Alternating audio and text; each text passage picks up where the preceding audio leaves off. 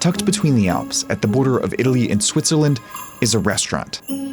For tourists visiting from around the world, the Rifugio Guide del Cervino offers a break from winter sports for food, drinks, lodging, and as this reviewer called it, a great Italian experience.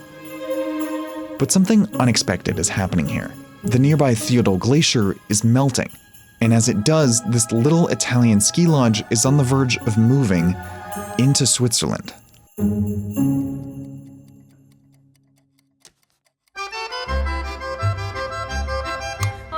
Most of Italy's land border follows the watershed along the Alps. There is this imaginary line that divides the water that fell into the Mediterranean Sea in the south, or in the north they go in the Black Sea by the Danube, or in the North Sea. That's Marco Ferrari. He wrote a book about this border with architect Andrea Bagnato and visual designer Elisa Pasquale. This watershed line traces many of the highest peaks of the Alps, forming a natural border between countries. Much of it is marked by over 8,000 boundary stones like these, some of which have been around since the 16th century. But in the most rugged terrain, where physical markers are few and far between, Swiss, Italian, and Austrian cartographic agencies have long maintained official border records with meticulous measurements and annotated pictures like these. Some of these areas are on top of glaciers. Their surfaces are too reflective for satellites, which are often used to measure borders. The work by the surveyors is done manually. So every few years, there is a commission of surveyors composed of members of both countries that actually walk the border and look how it's changed. As early as the 1920s, surveyors noticed a slow but progressive shrinking among glaciers, and that some had disappeared.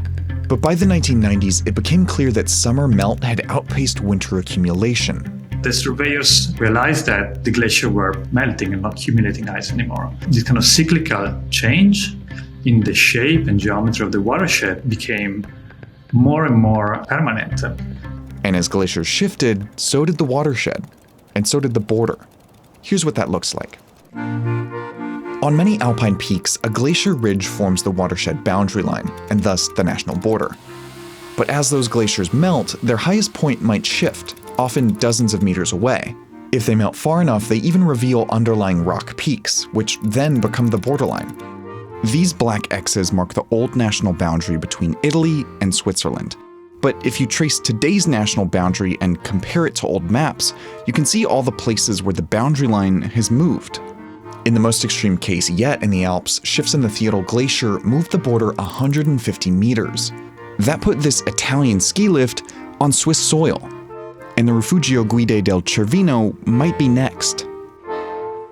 Typically, when countries renegotiate borders, there's a careful process to make sure that neither country gains territory at the other's expense. But recently, Italy signed a new type of agreement, first with Austria in 2006, and then with Switzerland in 2009, that recognized the Alps as a mobile border, acknowledging that the border was subject to changes in the natural world outside of those countries' control. Fortunately, the Rifugio is the only inhabited place along this shifting border. And if it becomes Swiss, it'll be subject to Swiss law, taxes, and customs. They might have to change their wall plugs. But for most nearby residents, the changes won't mean much. But if we think about different areas of the world where similar processes are happening, for example, the Himalaya or the Andes, these are completely different geopolitical situations in which also the scale of the phenomenon is much, much bigger. The histories are much more conflicted. In the Himalayas, China and India disagree about their border and have fought over it several times as it continues to melt and shift. And in the Andes, Chile and Argentina have long disagreed about their own melting border. As climate change warms the planet and moves water-based borders, these conflicts could worsen. Rivers, which make up over a third of the length of all international land boundaries, will be subject to extreme events that can change their course. Coastlines will give way to rising seas, affecting exclusive economic zones where a country's sovereignty extends into the ocean. And glaciers, like in the Alps, will continue to melt. The Alpine mobile border is almost like a laboratory, a prototype of a condition that will happen more and more in a lot of different parts of the world.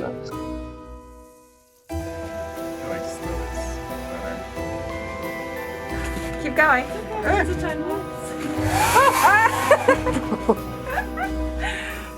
there something bigger? Let's take the paper out.